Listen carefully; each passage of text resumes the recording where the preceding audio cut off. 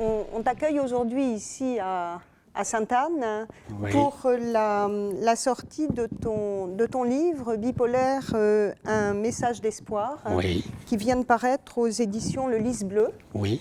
Et voilà, on est ici à Sainte-Anne, dans le grand amphithéâtre. Et pour la présentation de ce livre, et j'imagine que ça ne t'est pas tout à fait indifférent de te retrouver dans ce lieu-là. Oui, un message d'espoir après 14 ans de diverses hospitalisations ici à Sainte-Anne. Que de souvenirs, que de souffrances qui appartiennent complètement au passé. Je n'y pense plus du tout, mais je me devais de partager mon expérience de quelqu'un de guéri ou stabilisé, qui a une vie absolument normale maintenant. Et grâce au progrès de la médecine et à la connaissance sur le trouble bipolaire, que j'ai voulu partager en écrivant ce livre, en rassemblant toutes les données des livres que j'ai pu lire, ce qui me semble être fondamental de s'informer, de savoir qu'on n'est pas seul et qu'il faut lire, qu'il faut regarder le film Mr. Jones de Michael Figgis, qu'il faut un maximum s'imprégner de connaître et faire connaître cette maladie. Oui, en effet, c'est aussi... tu me disais tout à l'heure que ça te faisait, quand on arrivait, que ça te faisait tout drôle d'être là. Bah oui, bien sûr, que de souvenirs, que de souffrances. Arriver aux urgences en pleine nuit, en larmes, en suppliant de m'interner dans des phases maniaques avec une perte de sommeil spectaculaire, ne pas dormir ou avoir l'impression de ne pas dormir pendant 3 semaines, être dans des états complètement fous, malades, terribles de souffrance. Et tout ça est très loin derrière moi maintenant.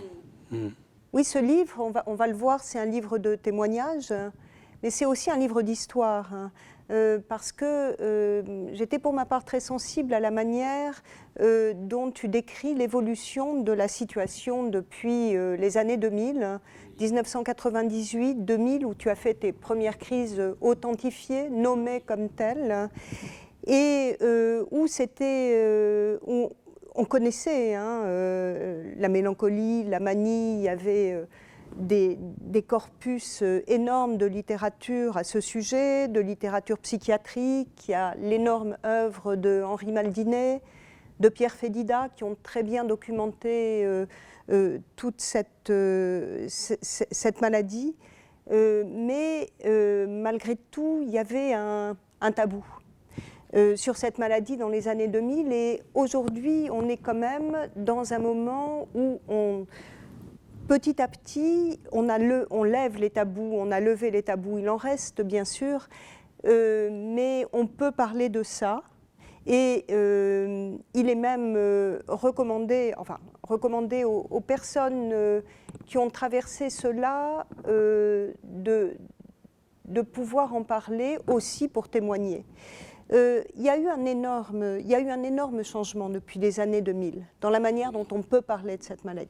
Il y a une date clé qui est 1997, la sortie du livre de Kay Redfield Jamieson, de l'exaltation à la dépression, que tous les médecins à l'hôpital Sainte-Anne me recommandaient de lire absolument, à tel point que je l'avais mis sur ma table de nuit. Et les médecins disaient « Ah, enfin quelqu'un pour qui on a de l'espoir ». Et ce livre m'a énormément aidé, comme beaucoup de gens à travers le monde, pour comprendre qu'il y a beaucoup de gens qui souffrent de cette maladie et comprendre qu'on peut s'en sortir, qu'il y a des solutions chimiques, que la psychanalyse ne fait pas partie des traitements de la maladie, que beaucoup de choses qui permettent de savoir qu'on n'est pas seul, et qu'il y a une compréhension. Finalement, quand on souffre de cette maladie, on souffre souvent du fait qu'on ne comprend pas ce qui nous arrive. Et les témoignages, comme celui que j'ai essayé de travailler avec un écrivain, qui m'a beaucoup aidé à mettre en forme ce récit, un peu comme un roman, ça permet de savoir qu'il y a beaucoup de gens qui souffrent, mais il y a beaucoup de gens pour qui on peut lever une forme d'espoir. Et puis il y a, voilà, on en arrive aujourd'hui à une nouvelle époque, hein, où on parle de patients experts, où on parle de psychoéducation, et c'est en effet très important, et tu le décris très bien, et encore tout à l'heure on en parlait, de bien connaître et de bien repérer tous ces signes avant-coureurs qui sont propres à soi-même, ils sont différents d'une personne à l'autre, mais bien les repérer pour agir quand il en est encore temps. Oui, ça m'est arrivé 2 fois dans les 14 dernières années où je suis stabilisé, de sentir arriver une forme d'hypomanie avec une perte de sommeil, la multiplicité d'idées, des grands projets. Et là, je me suis dit, il faut que je stoppe la montée au plus vite. Donc ça m'est arrivé une fois à Pékin, parce que je fais des allers-retours sur Pékin pour mon métier de photographe. Et donc j'ai été à l'hôpital psychiatrique international à Pékin.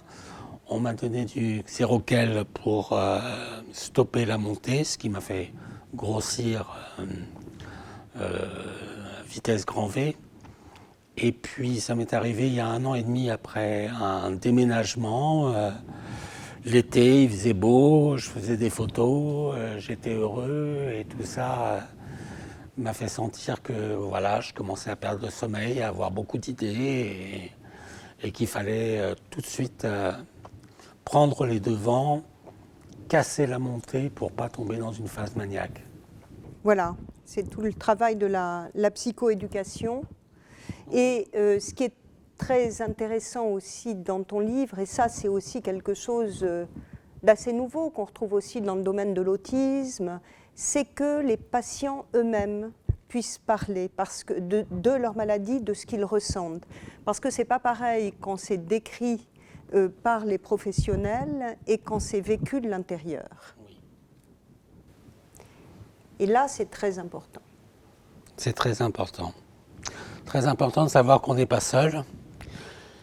Très important de connaître la maladie un maximum. Il y a beaucoup de livres aujourd'hui, des conférences. Les conférences qui étaient prodiguées à l'hôpital Sainte-Anne par le docteur Chris Siangay, c'était en 2001-2002, c'était extraordinaire. J'ai suivi 2 semestres de psychoéducation comme ça, et je suis devenu ami avec le docteur Gay. Ça a été le début d'un apprentissage, en fait, au long terme. Et puis, j'ai eu la chance d'être recommandé auprès d'un très bon psychiatre qui a passé quelques années à trouver le bon équilibre chimique qui me convenait. Et il faut de la patience. On est un patient parmi beaucoup d'autres. Et trouver le bon cocktail chimique qui convient à stabiliser la maladie est vital. Mais il y a une vie après la maladie, c'est ce que je vis depuis 14 ans. Et c'est une autre vie, plus calme, plus posée, mais équilibrée, et c'est que du bonheur. J'ai pu, pour la première fois, fonder une famille. J'ai une fille qui va avoir 8 ans maintenant. Et tout ça, je dois à la connaissance de la maladie. Je voulais revenir sur le rôle du témoignage du patient, parce que ton livre fait très bien sentir ce que c'est que la souffrance de la mélancolie. C'est sûr, il est très bien écrit, et je crois que Stéphanie a fait un énorme travail avec toi, énorme pour t'emmener quand même, te questionner et t'emmener dans tes retranchements, et pour te mener à arriver avec toi à nommer ce que c'est que ces douleurs morales et jusqu'où ça va. Et jusqu'où ça va, ces douleurs morales vont même se loger à un niveau de ressenti physique. Corporel. des hallucinations avec des perceptions physiques de suicide qui étaient horribles, permanentes, à tel point que je dormais attaché dans une baignoire pour survivre à ces pulsions suicidaires et ces visions accompagnées de perceptions physiques. C'est comme ça que le livre commence, parce qu'il y a de pire. Mais la manie est aussi une souffrance qui est très difficile à définir. Et ce travail avec Stéphanie Olivier a été maître du professionnalisme d'écrivain par rapport à un témoignage de photojournaliste qui parle en images. Et ça a été un an de travail pour raconter cette histoire comme si c'était un roman, que ça soit facile à lire et que ça donne de l'espoir à tous ceux qui souffrent ou à tous ceux qui ont besoin de comprendre. Parce que dans les gens qui souffrent, il y a les malades, mais il y a aussi leurs familles, leurs proches, qui souffrent de ne pas savoir. Et qui souffraient d'autant plus il y a 20 ans qu'il y avait un non-dit, un tabou très fort. Et ce tabou aujourd'hui commence de plus en plus à être levé, à être accepté. On parle beaucoup de la maladie bipolaire, peut-être trop des fois, parce que on mélange bipolaire de type 1, ce qu'on appelait maniaco-dépressif, avec les autres types de bipolarité. En tout, l'OMS dit que c'est 8% de la population mondiale. Entre 1 et 2% pour les maniaco-dépressifs, 8% si on additionne les autres types de bipolarité. Tout ça est un peu difficile à comprendre et il y a souvent un amalgame fait entre les différents types de bipolarité. Et tu parles aussi beaucoup dans ton livre de la souffrance de se voir dégradé, la souffrance de la solitude, de se retrouver seul, les amis quand même qui s'écartent de vous quand c'est trop. La tu souffrance parles aussi de... Oui. La souffrance de ne pas comprendre, de ne pas savoir. Pourquoi je suis comme ça? Pourquoi je reste 3 mois au lit à pleurer alors que je n'ai aucune raison? La mélancolie ou la forte dépression, on a envie de voir personne. Personne. Je me forçais à inviter une personne par jour au restaurant, j'avais les moyens, mais tout ça, il transpirait quelque chose d'excessivement négatif. Et les gens, finalement, souvent, me connaissant bien, soit se rapprochaient, et je remercie tous mes amis qui ont été là. J'ai eu de la chance, relativement nombreux, mais beaucoup se sont écartés à jamais, en faisant un amalgame entre une maladie psychologique et une maladie finalement qui est physiologique, chimique, génétique, plurifactorielle. Et voilà, entre les hauts et les bas, c'est autant dans les hauts que dans les bas, c'est une souffrance terrible. Et dans ce livre, on a réussi à mettre les mots simples, justes, pour décrire, partager et donner espoir. Voilà, c'est ça qui est important dans ce livre, je trouve, c'est la dimension du sujet, qui parle, qui dit ce qu'il vit. Parce que tous les manuels de psychiatrie n'atteignent pas ce niveau de subjectivité, de parler de son vécu. Sans tabou. Et sans tabou, et sans tabou. Et ce que tu décris aussi très bien, et je crois qu'il faut en être conscient, c'est toute la lutte que tu as menée, ça a été souvent une lutte pour la survie. Oui. Quand tu devais te prémunir de ces pulsions suicidaires qui étaient très fortes. Et ça, en effet, c'est important de connaître aussi bien pour les patients que pour les psychiatres, de connaître ce risque qui n'est pas Et on voit bien dans ton livre, on le sent bien que ce n'est pas ta volonté, mais que ça te dépasse, que c'est quelque chose qui te mène. Et il faut vraiment que les professionnels en soient bien conscient. Bien conscient. C'est plus de la moitié des suicides, on dit. Hein. Donc, et une bonne partie des accidents. C'est une maladie grave, mais qui aujourd'hui se soigne de mieux en mieux.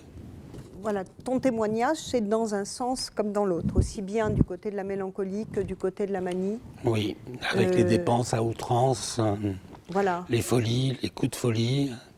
Mais quelque part, ma vie a été bercée depuis l'adolescence par des coups de folie. Depuis l'enfance même.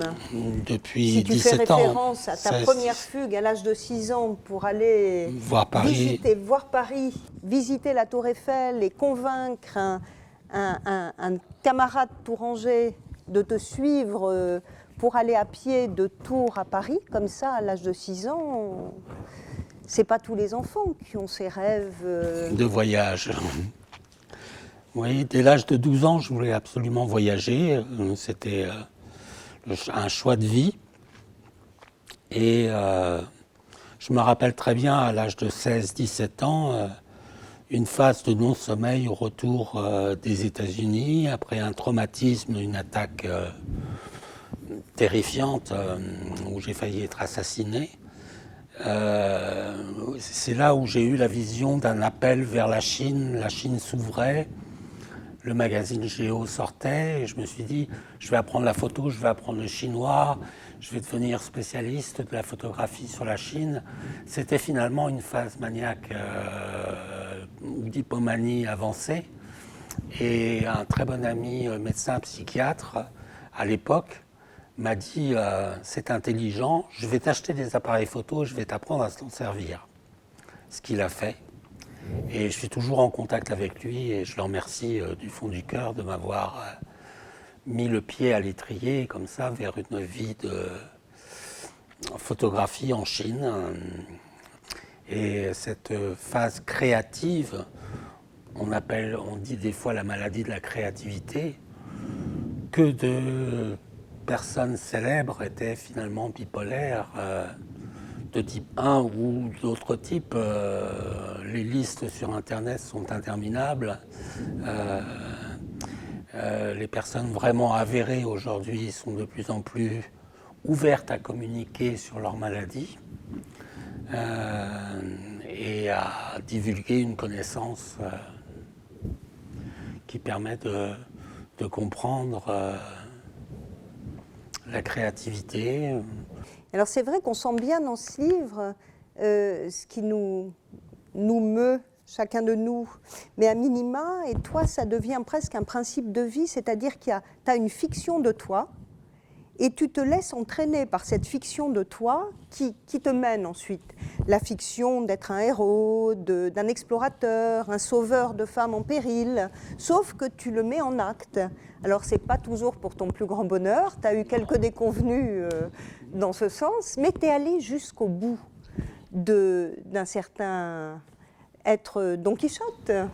C'est le docteur Christian Gay qui disait que le bipolaire s'identifie toujours à la phase qui précède la phase maniaque, qu'on appelle aussi la phase magique de créativité.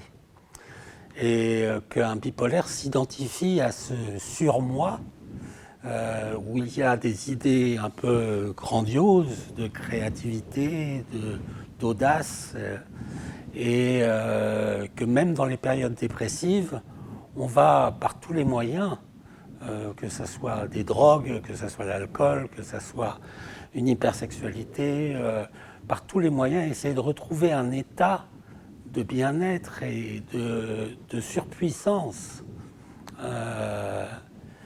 qui fait qu'on s'identifie à cette phase magique de cette créativité. C'est ça. Et d'ailleurs, parmi un certain nombre de reportages que tu as menés, de reportages photos, on voit bien comment certains de ces reportages, tu les faisais en état un peu limite, ce qui te permettait de convaincre des gens des magazines photos, soit de te financer un reportage à l'autre bout du monde, soit de trouver des faux papiers pour rentrer en Corée du Nord, soit pour raconter les plus grands bobards au régime chinois, qui était déjà à l'époque ce qu'il est aujourd'hui, pour te permettre d'arriver à tes fins.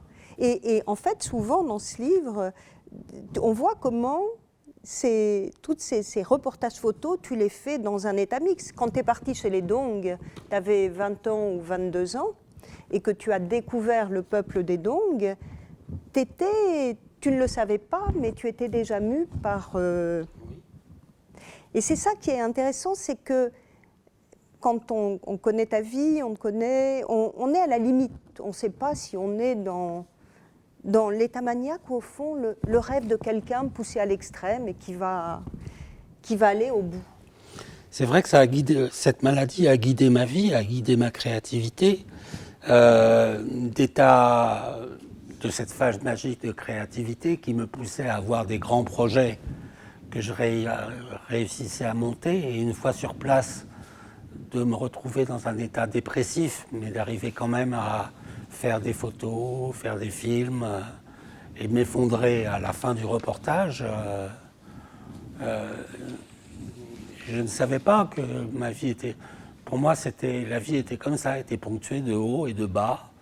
Mais je me rappelle très bien que ce reportage sur la Corée du Nord, où j'ai été le premier photographe à pouvoir faire un reportage en 1985, j'étais dans un état de surexcitation. Je n'ai pas dormi pendant 15 jours, j'ai fait plus de 7000 photos. Je suis revenu et j'étais complètement dépressif. Il y avait eu une séparation et pendant 8 mois, il m'a été impossible de vendre ces photos. Et puis c'est remonté en flèche et j'ai réussi à vendre 10 fois le prix que j'en voulais avant. Et tu l'as vendu à 3 magazines différents. Oui, j'ai gagné une fortune en une semaine de phase hypomaniaque, voire maniaque, où j'étais dans un état de surpuissance de vente, un pouvoir de conviction exceptionnel. Et d'ailleurs, c'est bien connu des grandes marques d'automobiles où les gens en phase maniaque sont très convaincants pour acheter une Ferrari alors qu'ils n'ont pas un sou.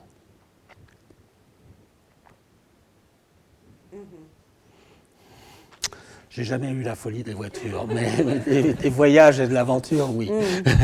C'est ça. Quand tu gagnais beaucoup d'argent sur un reportage que tu vendais je ne sais pas combien de fois à Times, à Géo, au Figaro Magazine, tu pouvais le dépenser aussi sec le lendemain et en une fois, tu faisais... Je faisais des fêtes avec une baignoire remplie de glace avec 70 bouteilles de champagne très régulièrement, où il y avait des gens assez connus qui venaient. C'était la grande fête. C'était la grande vie, quoi. Voilà, je gagnais beaucoup d'argent, je dépensais aussi beaucoup. Chaque phase maniaque me faisait dépenser ce que je gagnais environ en un an. Chaque cas est particulier. Chaque personne a sa courbe d'humeur. On dit que c'est au cours de la vie de plus en plus rapide et de plus en plus fort. C'est ce que disait le docteur Christian Gay dans ses conférences. Mais aujourd'hui, avec les médicaments, et notamment les médicaments de nouvelle génération, on peut stabiliser. Et ça fait 14 ans que j'ai une vie normale. Ce qu'on peut dire aussi, et ce qu'on sent dans ton livre, c'est que au bout d'un moment, la personne qui a déjà vécu un état mélancolique sait ce que c'est, elle ne veut pas en revivre un deuxième, parce que c'est vraiment terrible, la souffrance morale et la douleur dans ces moments-là, et préfère s'accrocher à la phase maniaque pour éviter justement la descente. L'identification à la phase magique de créativité qui précède la phase maniaque. Il paraît que tous les bipolaires sont comme ça. En tout cas, moi j'étais comme ça, même dans les états dépressifs, je me revoyais repartir sur une île déserte, repartir au fin fond de la Chine inexplorée, au Tibet où j'étais en larmes tout le temps, dépressif, mais où j'ai ramené un super reportage. Bon, j'ai des amis qui ont choisi de terminer leur vie, qui n'ont pas eu la chance d'avoir le succès que j'ai eu dans mon métier, et qui n'arrivaient pas à en vivre et qui ont préféré mettre fin à leur jour. Mais alors c'est intéressant, tu parlais de créativité tout à l'heure et voilà, en regard de ce trouble bipolaire. Et toi, tu as une créativité et la médiation, finalement, c'est la photo. Et c'est intéressant parce que la photo, c'est l'œil. Une image vaut mieux que 1000 mots. Ah, ça, c'est un de... Voilà, tu aimes beaucoup aussi les citations chinoises de Confucius, notamment. Oui. Je crois qu'on avait traduit à l'époque quelques citations du Tao, traduit ou retraduit. Et de Confucius, oui. Hein, tu les connais bien. Et tu as aussi beaucoup de plaisir aussi au trait d'esprit et au jeu de mots. Et ça te sauve. Hein? J'aime bien, oui. De l'humour. Ouais. Un humour bien à toi. Ah bon? Auquel on ne s'attend pas. Non. Il y a quelques exemples dans ton livre où on rigole bien, même dans les pires moments, quand tu décris un état maniaque où tu es dans une situation catastrophique, mais on ne peut pas s'empêcher de rigoler et on se dit, on serait dans un film des Max Brothers, mais c'est ça, c'est un film des Max Brothers, sauf que...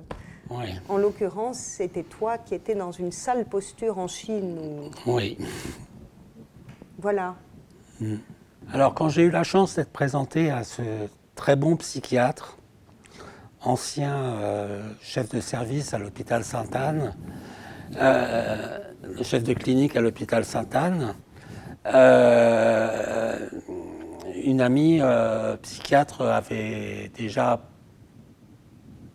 dit ce dont je souffrais. Et j'ai commencé la séance en disant, voilà, je viens d'une rupture douloureuse et je vous arrête tout de suite. Vous êtes bipolaire. C'est la première fois que j'entendais le mot. Avant que nous commencions, il faut absolument que vous lisiez le livre de Kay Redfield Jamison, De l'exaltation à la dépression. Revenez dans 3 mois. Il m'a donné des médicaments et j'étais très étonné.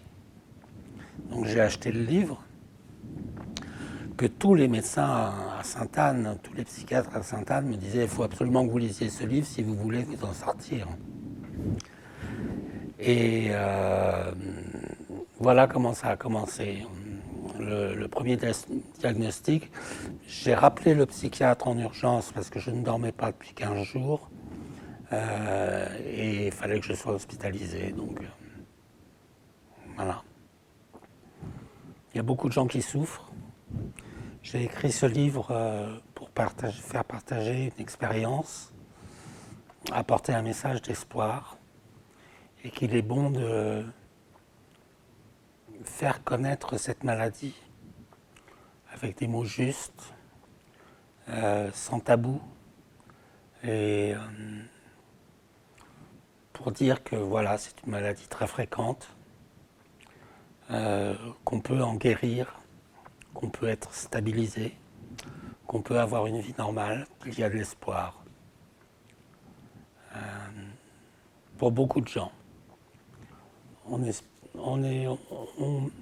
Docteur Christian Gay disait, pour les gens qui comprennent et qui ont lu ce fameux livre américain, on estime à 80% le taux de réussite, de stabilisation plus ou moins acceptable aujourd'hui. Presque 80% de réussite, c'est beaucoup d'espoir. La grande souffrance, c'est de ne pas savoir.